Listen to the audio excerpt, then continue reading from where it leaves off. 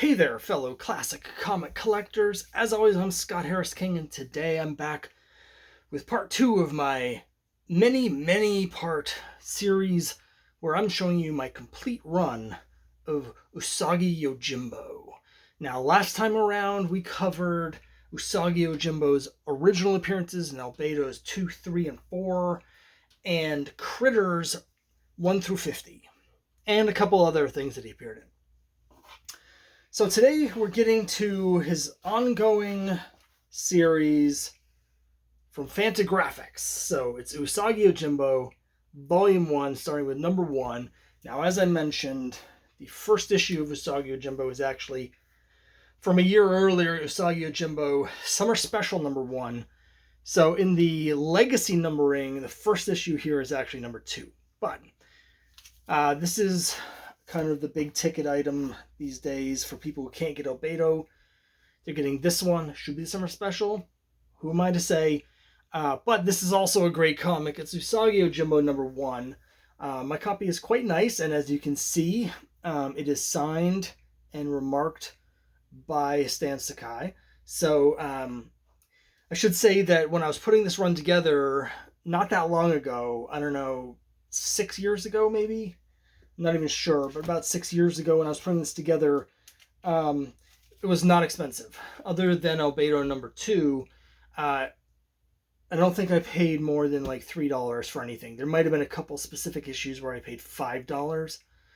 I paid more for Albedo, 3 and 4, but for all of these here, like this was like $4. It was like $3.99, and it's the same for basically all of these. So I'm just going to go show them all to you. I don't have quite as much to say about these as maybe I should. If I had read these when I was a kid, I would have an encyclopedic memory of everything that happened in every page.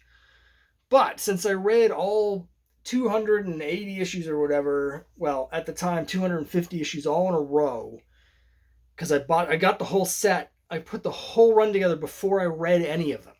So because of that, it all kinds of blends together, so I don't necessarily remember what's in each issue, which is unfortunate because there's a lot of great stories in these, but I just can't really tell you like which is which, unless it says something on the cover to explain it. Like some of the Dark Horse ones, they'll have the title on the cover. But so I'm just going to show you all these. I do have a few comments about some of them. Here's issue 2. It's interesting to see how Usagi himself, how Stan draws him, evolves over the decades. Issue 3. I like the coloring here. Black background, but I also like how the people behind are sort of colored in these shades of blue. So you can really get the focus on what's happening in the foreground. I like that. Issue 4. Some of these covers are more minimalist than maybe his newer ones are.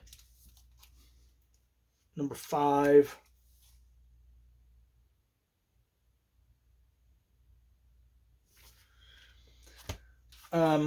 Here's issue 6. Now we see a bit of a change in the graphic design. It's interesting that the logo has been the same right from day one. But we can see it's gone from this design with the issue number and the dollar and stuff up there to this sort of corner box design. Sort of a more, comic standard corner box. Issue 6, I do remember this. He's fighting this turtle. Now, like a lot of stuff in Usagi Yojimbo, a lot of the characters are based on different parts of Japanese mythology. This turtle here has a bowl in his head that has like magic water or something in it, and basically the way you defeat them is if you can get that to spill out, then they sort of lose their power, and you can like command them to do whatever. They're basically helpless. Note about this issue, I was just trying to look up some of the first appearances because there's a number of important first appearances in this run. As we stand sort of filling in more and more of the world, we get more and more important characters to start showing up. Characters that they get their first appearance here, and then he likes them and brings them back, and they become important to mythology. This is the first appearance of the woodcutters. Now, there's an old man and an old woman who walk around, and they're peasants. They carry these big bundles of wood on their back, and they go from town to town, like selling this wood. And they are not central really to any of the stories. But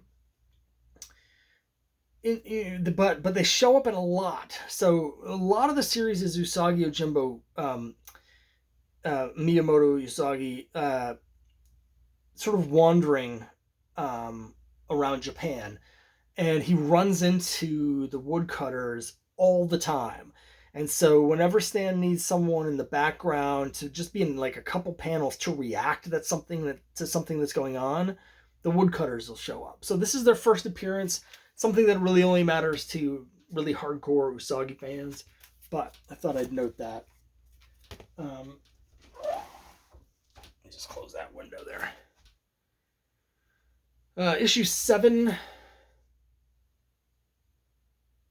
I think this is Spot. So these little lizards are all over the place in this world. And it's kind of like they play the role of animals, right? Because all of the characters are anthropomorphized animals, we don't get the animals. So instead of where you would have rabbits and stuff like that, instead we have these lizards. And for quite a while early on, Usagi has a pet that he calls Spot, that one of these lizards that travels with him, but he gets killed relatively early on, and doesn't come back. Issue 8.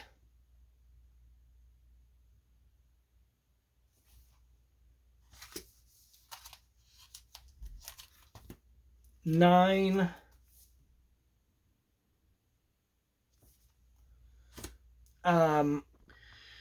Now issue 10, there's a few notes about this. This is an important issue for a couple reasons, one of which is obvious right on the cover.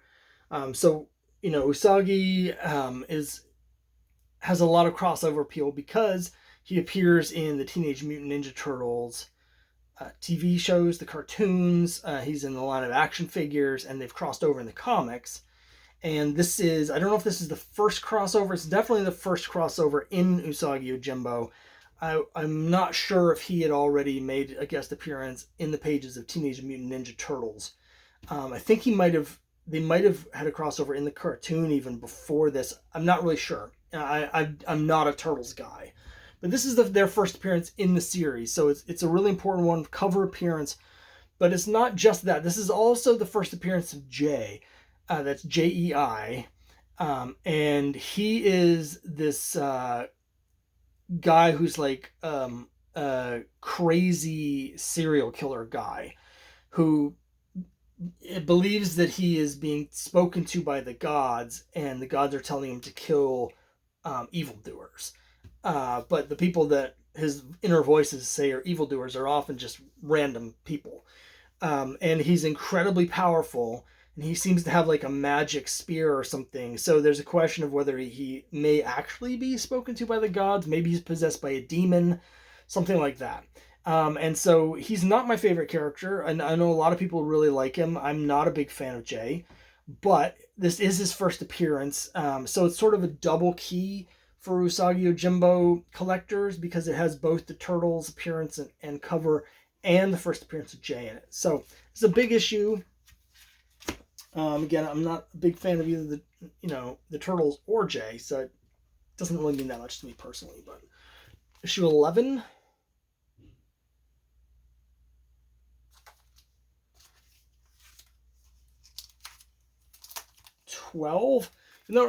As I mentioned, the design being sort of simpler. Most of these don't have backgrounds. I do find it interesting, the different color schemes that they choose for the fill of the color.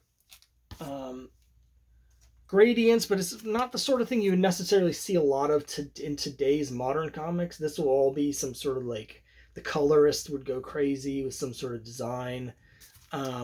It's interesting, like, to me, this does not pop out much from the background. It is a very 80s color, but there's not a lot of contrast for me.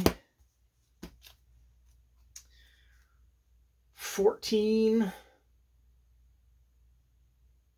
I'm blanking on this character's name, but we're getting into some of the first appearances of some of his enemies and some of the ninjas and stuff. So here's some great stories here. Here's an appearance with Tomoe on the cover, who is one of my favorite characters in the series. Recent years, Tomoe hasn't really appeared much in the series for quite a while, but in the early days, she would appear quite a bit, and I wish Stan would bring her back because I think Tomoe is awesome. So here's an interesting one, number 16. I'm blanking on the character's name, but this character was in quite a few of these early issues as well. He's a samurai who had lost his is a pig, who he had lost his nose in a duel or something, so he wears this wooden one tied around. And what's interesting, you can see this is the first cover that does not have Usagi on it. It's a showdown between Gen or Jen, I don't know which it is. I think it's Gen. And yeah, whatever. I don't speak Japanese. This is a classic story. So let's just keep going. 17 is making me want to reread all of these. Maybe I should do that before I do my next video because I'm just sort of stammering here trying to remember what the hell happens in them. But they're so good. 18, this is kind of cool. There's a two-tone black cover. So you can see that's the crest of his house that he wears. 19.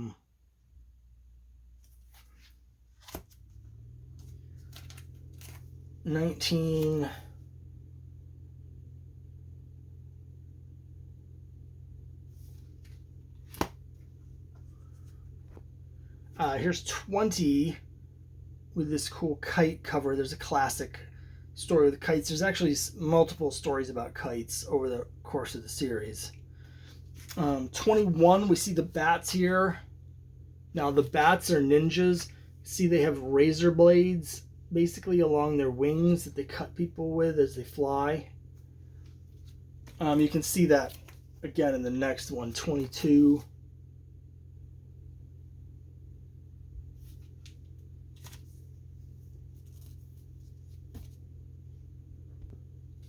23. I keep pausing to look through the issues. I'm like, oh, that looks like a cool story. So this, the video like may only be like 20 minutes long, but it's going to take me like 50 minutes to get through it because I keep stopping to read the comics, which isn't a bad thing. 24, this is the first appearance of Lone Goat and Kid, who are obviously a parody or homage to Lone Wolf and Cub. They are recurring characters. They do reappear a few times over the course of the series. 25.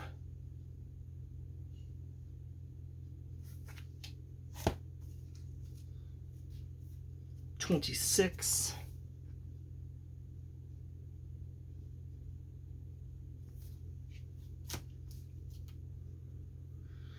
27, you can see these are not that easy to find, right? So you can see how difficult they are to find because I actually had to get this from Mile High. This is one of the only times that I've ever bought anything from that place because they're so overpriced. But they had some issues apparently that I couldn't find anywhere else. The print runs on these, I don't know what they were. I'm sure they were more than they are now because the print runs on the series now are very small. There's a very dedicated reader base, which I'm part of. But for the past, I don't know, 10 years or more, if you look at the sales figures from Diamond or whatever, it's been pretty steady at like 4,500. So it's very hard to put together a complete run of the series just because there's so few copies printed. Some of the later issues of the Dark Horse run that I was trying to find at the time I was putting it together were really difficult to get. So it doesn't surprise me too much that I had to, go to Mile High anywhere I could to pick up these issues. 28. This is Usagi's mentor here. There's some really great stories with him. He doesn't appear very often, but when he does, they're always good. And we can see from the signature up to 1990 now. 91, issue 29.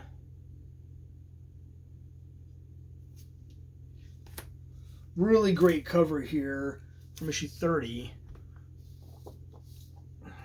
Terrific cover. I actually kind of wish they didn't have the logo in the box at this point. Most of the issues it's not in the box, but I'm guessing they thought this was too visually busy, but they put the box there. And as I'm saying that, I realized they must have felt the same way about this cover, because if you flip it over, the back cover is the same image without the box. So that's pretty cool. 31. This is Mariko.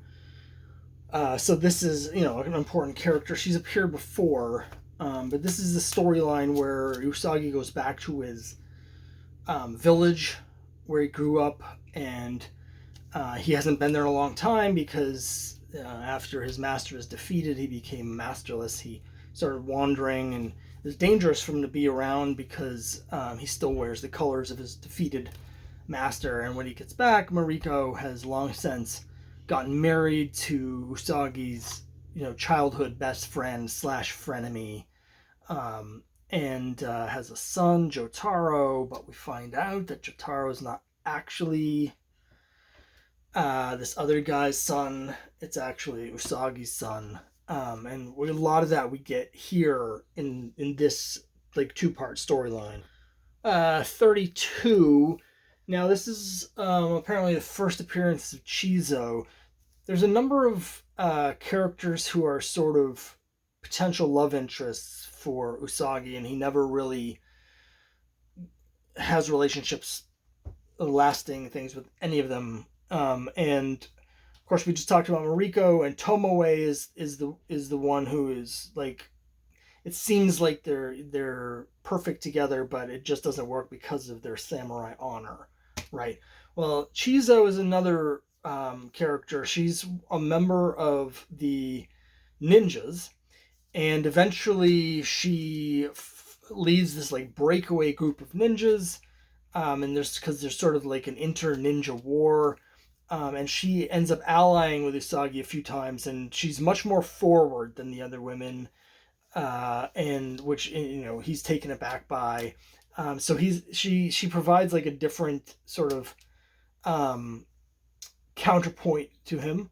Anyway, this is her first appearance, but she's just one of the sort of side characters here. She doesn't really get spotlighted until the next run.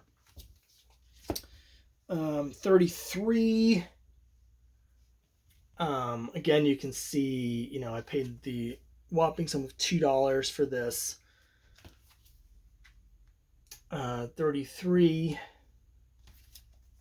34, 35. Now this is interesting because it's the first cover, I'm not sure, maybe the only cover in the regular series, other than variant covers, that's not by Stan Sakai. It's actually signed, I think it's Stacy. I think it's Ken Stacy. There's the signature for you. But it's a painted version. So that's interesting. 36.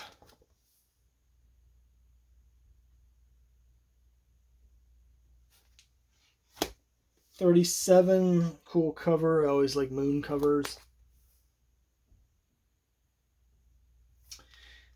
And then 38. Now this is the last issue from Fantagraphics. So after this issue, Usagi Yojimbo moved from Fantagraphics over to Mirage and got a new #1, and we get a whole new series from Mirage. Now Mirage, of course, is the company that was printing Teenage Mutant Ninja Turtles. It's their company. So, I don't know exactly why they moved from Fantagraphics to Mirage. I don't know if it was something going on with the distribution. This is 1992 at this point. Or if Mirage gave them a better deal, or I don't know what. But next video is going to be a short one because we're just going to show all of the Mirage series. It only lasted 15 issues. The Mirage issues have a reputation for being harder to find than the Fantagraphic ones or the Dark Horse ones after them, so I don't know if there's something going on again with the distribution. But that only lasted for 15 issues, and then they moved to Dark Horse. So next video in this series, we'll be showing the full run from the Mirage series, Volume 2.